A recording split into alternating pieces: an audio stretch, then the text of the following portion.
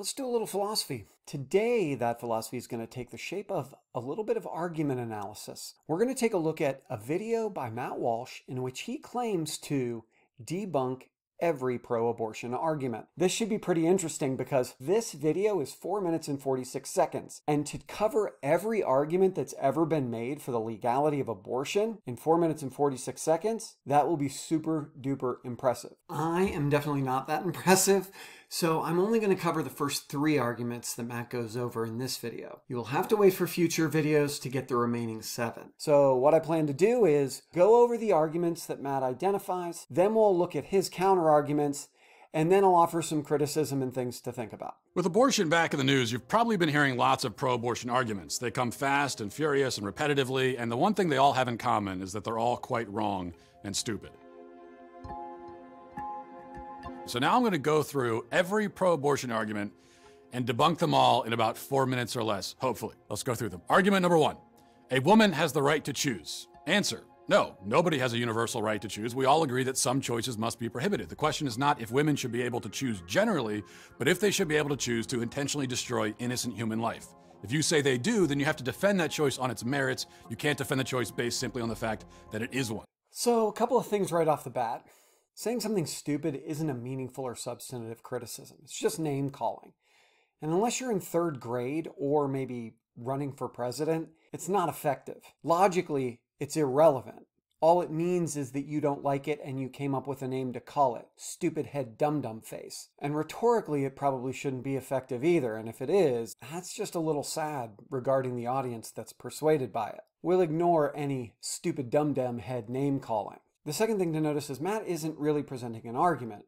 He's just presenting a claim. The statement that women have a right to choose isn't a complete argument, and I don't know that anybody's ever really offered it as a complete argument. If they have, they're wrong. It's a bad argument, and Matt pretty successfully critiques it. But keep in mind, it's not an argument that I've ever really heard someone thoroughly present. If I said I debunked an unbelievably important pro-life argument because I saw someone at a rally with a sign that said abortion stops a beating heart and pointed out that eating cheeseburgers kills cows and it stopped a beating heart, or if you step on a grasshopper, it stops a beating heart, or something very much like a heart, or that we stop heartbeats all the time in order to do heart surgery. None of those arguments are meaningful or important or interesting, because the argument the person with the sign that says abortion stops a beating heart is really making is abortion stops the beating heart of a human. In general, when you stop a human being's heart from beating, you end up killing them. Killing someone who has a beating heart just like you have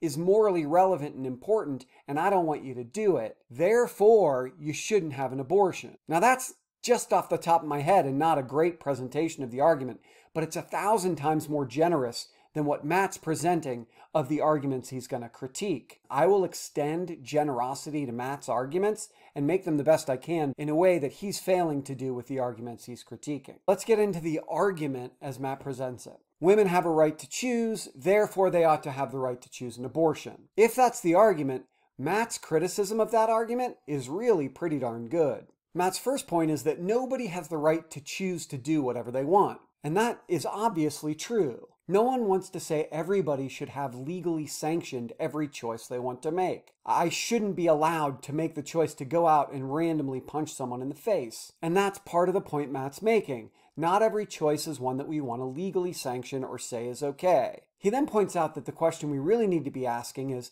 should women be allowed to make the choice to have an abortion? Another really important claim that makes perfect sense. That's the question at hand. We need to address that question. In order to thoroughly address that question, one needs to justify the killing of an innocent human life. If you're going to effectively argue that a woman has the right to an abortion, you have to try to address the question of, is it okay to end the pregnancy? If you're failing to do that, you're failing to recognize a morally relevant variable, namely the fetus. Matt's arguing that the fetus is morally relevant, so you have to address that. So in order to justify the claim that a woman ought to have the right to make the choice to have an abortion, one has to address the choice to have an abortion, not choices in general. Presumably, Matt believes that no one's ever given adequate justification for the choice of an abortion. Therefore, he believes this argument fails. Matt's argument is actually pretty good in a bunch of ways. The first thing that he points out that's really important is something akin to double effect or unintended consequences. You're familiar with this if you've ever seen a trolley problem before. If you have the trolley speeding down the tracks and the choice to save a number of lives at the expense of one life, you may choose to do it. But in order to make that choice, you have to consider all of the lives involved. That's what Matt's asking you to do here. It's not enough to just say, oh, a woman ought to have a right to choose, if that choice is directly going to impact another morally relevant being. The same way I could say, ooh, I just wanted the choice to swing my fist randomly in a public place and it just so happened to hit someone in the face. I was just thinking about my choice. You would rightly say, no, there's someone else that's morally relevant involved. You have to consider the person you punched. So we have a moral principle that Matt's advancing that if we're considering the rightness or wrongness of a morally relevant action, we've got to consider all of the morally relevant beings involved. It's a really great principle and it makes perfect sense. If you're just focusing on the woman's choice, you're failing to consider one of the morally relevant beings involved. You have to consider them and take responsibility for the impact your choice has on other morally relevant beings. Whether or not the fetus is a morally relevant being is up for quite a bit of debate. He kind of takes it for granted that innocent human life would be morally valuable. Very, very few ethicists would ever argue that something being human in and of itself makes it intrinsically valuable. Similarly, life isn't in and of itself something we always preserve and protect. So it is fair to ask the person who's saying a woman has the right to choose to consider all of the morally relevant consequences of that choice. But it's also fair to demand that someone give a consistent, principled argument as to how and why innocent human life is intrinsically valuable in a way that denies someone a choice. And that leads us to the question that Matt, or other folks who are pro-life, will have to answer. Is it always wrong to let innocent humans die? We seem to do it all the time. On to argument 2. 2. Pro-lifers want to control women's bodies. Answer, no. The body in dispute is not the mother's. The question again is whether the body of the human in her womb can be intentionally destroyed. The child's body is the one at issue here, and we as pro-lifers are the ones trying to defend it.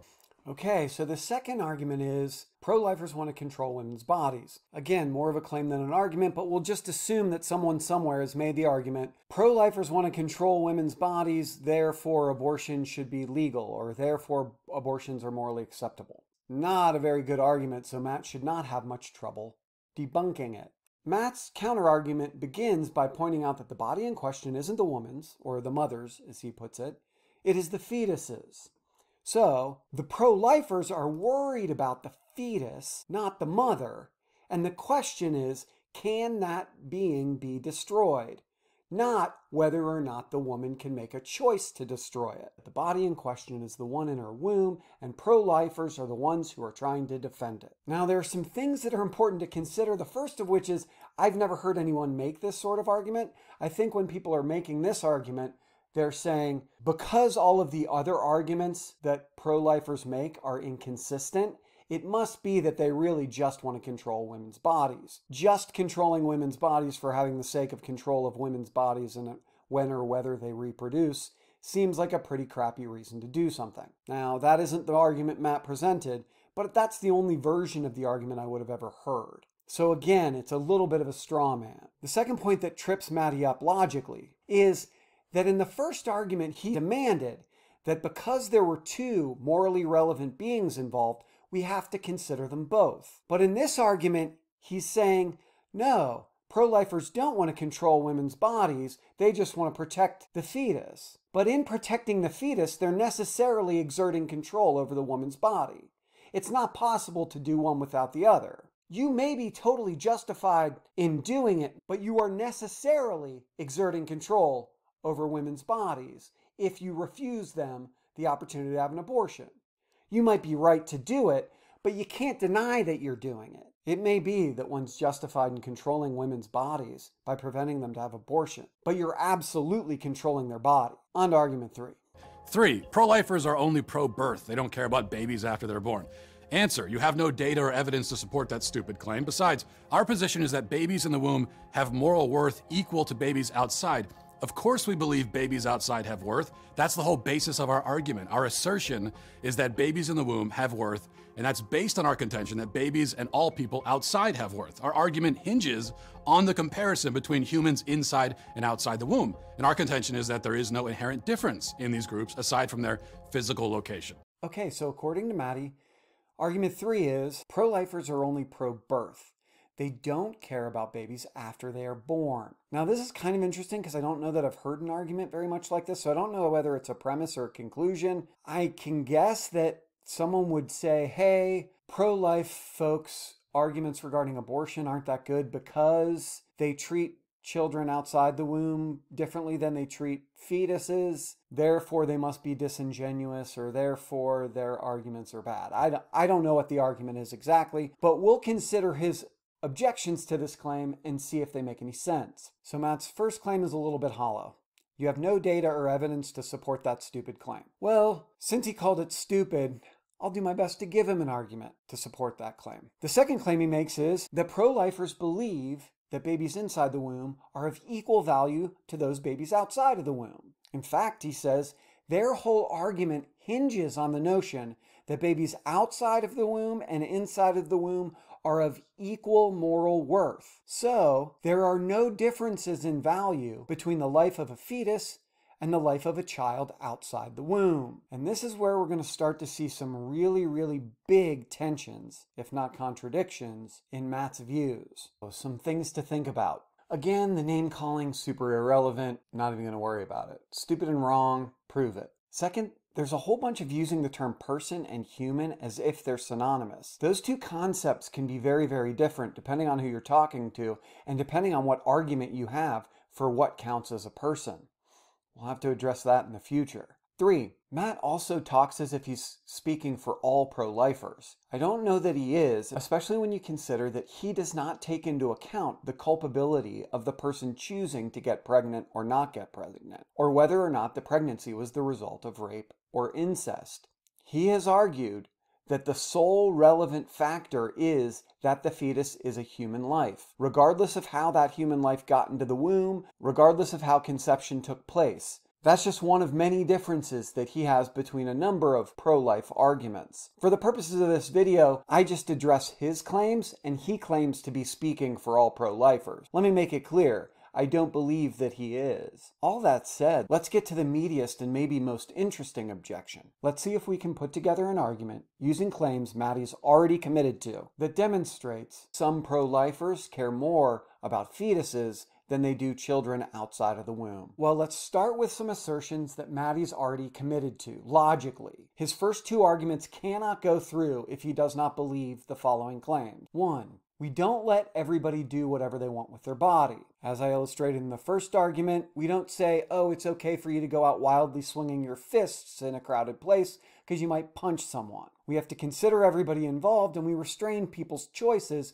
if we have justification on moral grounds to restrain them. Matt's whole argument is we can restrain women's choices and the control of their body for morally justifiable reasons. He really cemented that in argument 2. One is justified in controlling a pregnant woman's body, at least for 9 months, in order to keep a fetus alive. So that fetus is valuable enough to demand that someone utilize their body to keep that fetus alive for 9 months. Now, in this argument, he's claiming that fetuses and children outside of the womb are of equal moral worth. If that's true, then saving the life of a child outside of the womb must be equally as important as saving a fetus's life. And if that's true, it justifies exerting control over another person's body in order to keep a child alive. Now, this is where things get tricky because pregnancy is a pretty unique situation. How are we going to determine whether or not we're willing to demand a comparable sacrifice in order to keep a child outside of the womb alive as we are to demand of a pregnant woman to keep a fetus alive? Since Maddie and I are both capitalists, we can assign as a proxy an economic value to pregnancy. It just takes a quick Google search to realize that surrogacy, the act of carrying a child to term for someone else, is valued at $90,000 to $350,000, we'll just kind of split the difference and say it's $150,000. So we're willing to demand someone do a job or provide resources that are valued at $150,000 in order to keep someone else alive. Lucky for us, we have some research done by the Institute of Health Metrics and Evaluation in cooperation with the United Nations, which calculated that in 2015, it costs about $4,000 to save a child's life. Now, we do want to inflation adjust because we don't want any part of our argument to be inaccurate. So, in 2024 dollars, that costs $5,366.51. That's what it costs to save a child's life. If one is willing to force a woman to provide goods and or services and or labor that's valued at $150,000 in order to save a life, then they sure as hell ought to be willing to force people to offer up $5,366 in order to keep a child alive. So I expect every pro-lifer, Matt included, to be advocating for a tax in order to save children's lives globally. We'll just say arbitrarily anyone who makes over $500,000 a year doesn't need any more money to stay alive. They'll live just fine without it, the same way the pregnant woman likely will after her pregnancy. And they'll probably suffer fewer long-term consequences from paying the tax than the woman will from having been pregnant. If pro-lifers see children's lives as equally valuable inside and outside the womb, and they're willing to force pregnant women to do $150,000 worth of work or provide $150,000 worth of resources, then they sure as hell ought to be willing to tax anyone who makes more than $500,000 a year up to $150,000 in order to not save one life, but about 28. If one isn't willing to advocate for or support that tax, then you either don't value pregnant women as much as you value other people. You don't value pregnancy and the work and resources that go into pregnancy the same way the market does, or you don't value children outside the womb as much as you value children inside the womb. Well, there you have it, the first 3 of 10 arguments that Matt believes constitutes all of the pro-abortion arguments ever. What did we learn? Well, in the first argument, we learned that absolutely no one should have the choice to do whatever they want with their body all the time, everywhere, especially if it's going to impact someone else. Secondly, we found out that pro-lifers who commit to the sorts of ideas that Matt Walsh commits to are absolutely wanting to control women's bodies. They may have justification for that control, but they certainly want to control their bodies. And lastly, Matt contended that all pro-life arguments hinge on the idea that children are valuable and their lives matter, whether or not they are inside the womb or out. I gave you an argument showing that if children outside of the womb and fetuses are equally valuable, then you ought to be willing to demand the same thing of anybody in order to save a child outside the womb that you will demand of a pregnant woman to save a child inside of the womb. Until someone addresses that argument, it seems as if, at least in one way, Matt Walsh and pro-lifers like Matt Walsh are absolutely treating the two differently. I can't wait to see people's comments. I know I misspoke in a couple of places. I'm sure I made some mistakes, and I'm really interested to see what people think of the substance of the argument. If there are substantive claims and I have the time, I will try to get to the comments section and respond to as many as I can. I look forward to the next 7 arguments and seeing what they have to offer us. Thank you so much for the time. Bye.